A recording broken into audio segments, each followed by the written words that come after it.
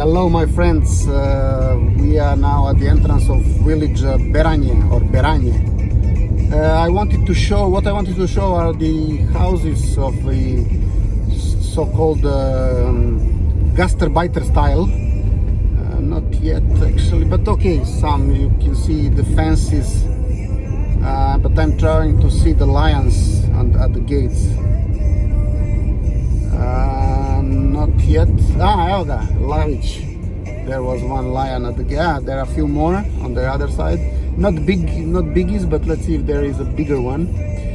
I'll explain after why is this so traditional for the houses made by our Gast-arbeiters that are working hard somewhere in Germany, France, Italy, Sweden, and similar places, Switzerland sometimes. Yeah, sometimes camel.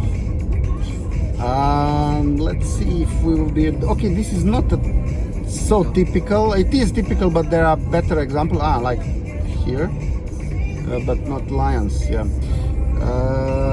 There is a village that is the most typical. Look at this fence. I mean, okay, this is.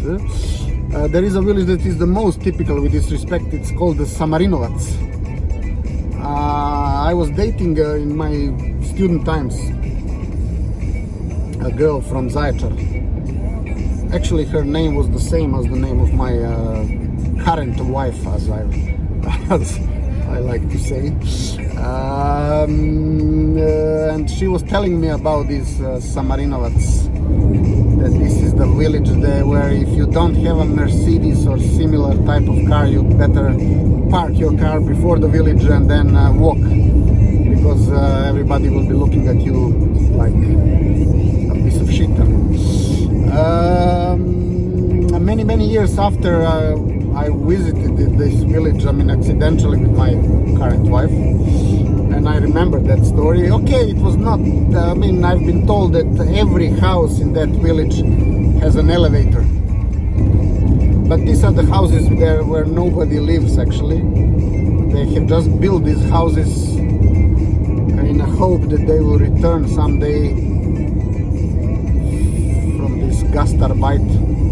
But most of them actually, either they return when they are already pensioners or they never return essentially.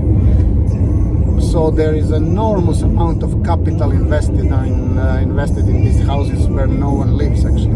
The grandpas and grandmas that they left there, they are living in the old houses next to this nice looking, but questionable style of course, but definitely nice looking houses.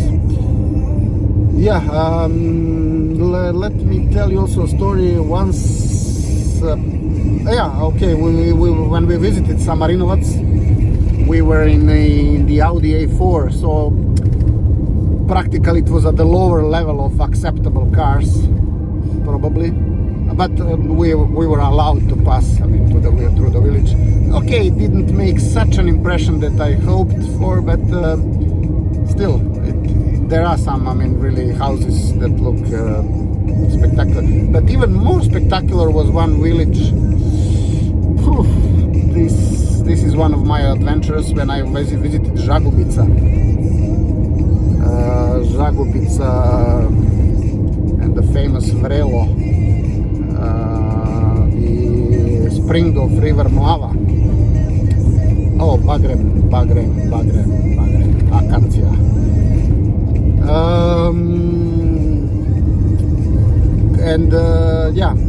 Then I asked some locals whether it's possible to now not to go back via Požarevac, the way that we used to come there, but somehow to cross the mountains and reach the highway somewhere at the level of Svilajnac or something. And they told me, yes, there is a road, but it's not recommended because it's a rather ugly road, etc., etc. So you go back to Krepoljin, I believe this was the name of the village, and then they explained me how to go. And it was, I believe it was on one Easter. I didn't pay much attention to the bad road because I was driving a company car back then, so the only car that can go 120 over such roads is the company car. It was Kia, I remember, Kia Rio back then.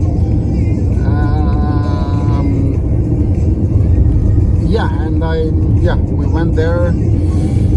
There was a village, I have to find it at the map now, I've forgotten what is the name of the village, but it's something, something like that. Of course the road is awful. Could be that in the meanwhile they managed to repair it somehow, but yeah, there was only one worse road than that. But this is also in eastern Serbia, but I'll tell you in some other, close to Rajačke Pivnice, close to Negotin. But look at this scenery now, to the right, it's nice. On our left is Danube, but we cannot see it from here yet. But look at the scenery on the right, really looks spectacular. Just to continue the story, yeah, very bad road. And when we finally reached the village, and for instance, the left side of the village, it was like Switzerland. It was literally like Switzerland. There was a nice looking square, all covered in tiles. Also not the perfect style tiles, but nice.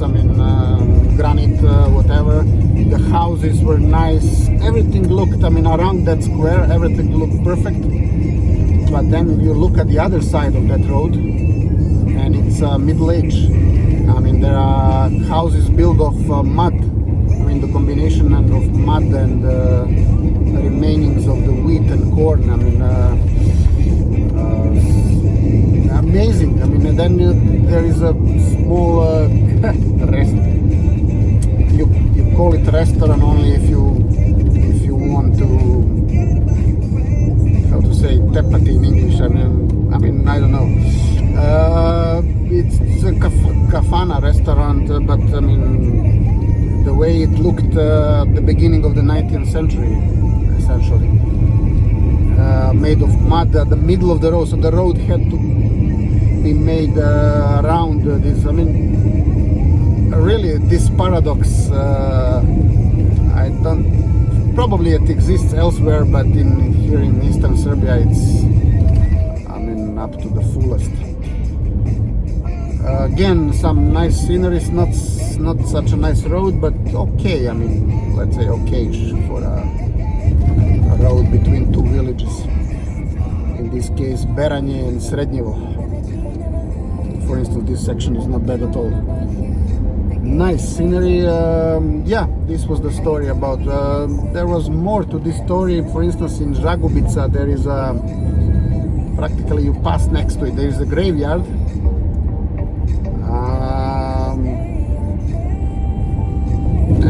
There is a spectacular gravestone that really made spectacular.